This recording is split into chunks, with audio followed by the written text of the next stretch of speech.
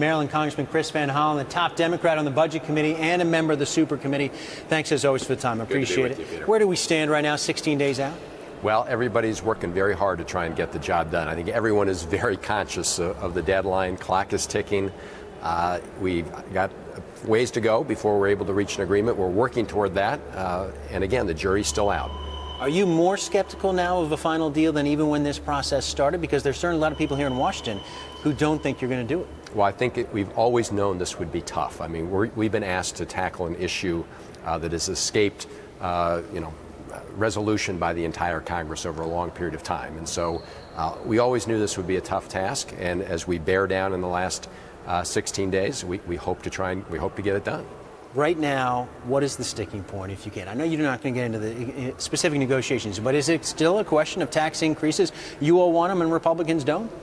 Well, what we said from the beginning is that this bipartisan group, the Joint Committee, should follow the same kind of model, the same kind of framework that every other bipartisan group has taken that tried to tackle this issue. You got Simpson-Bowles, Rivlin-Domenici, Gang of Six, all said we've got to make some really tough decisions on cuts, which we have to do. But they also said you need to have a revenue component. You need to close some of these tax loopholes. You need to generate additional revenue. And so that balance is going to be important. We saw the dueling letters just last week. We had a bipartisan group in the House that said, look, everything's on the table, including revenues and tax revenues. And then within 24 hours, you had 33 senators saying, oh, no net tax revenues. Did those letters have any impact on the negotiations as far as you can tell? Well, we will have to ask our Republican colleagues what effect they had. But it put its finger on one of the big issues, obviously, in getting the balance. What is your sense right now, personally, about the market implications of the decision to come? There are a lot of folks out there saying that if you all don't reach a deal, we could be looking at another downgrade. Well, I think every member of the committee has recognized the importance of trying to get a deal. One, just for the American people, showing that the process can work. And this has been a broken process, and so that would obviously be a breakthrough.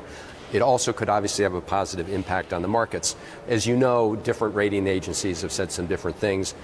Recently, Moody's said that if we didn't get to the $1.2 trillion, because the sequester would also get $1.2 trillion, it may not get a downgrade. But putting all that aside, whether there is or isn't, and obviously we want to get something done, both for the markets, more importantly for the American people and the economy as a whole. Real quickly, the Congressional Budget Office says you guys have to get a plan to them earlier than the 23rd deadline for them to be able to score it. Does that mean you have to have a plan in place this week?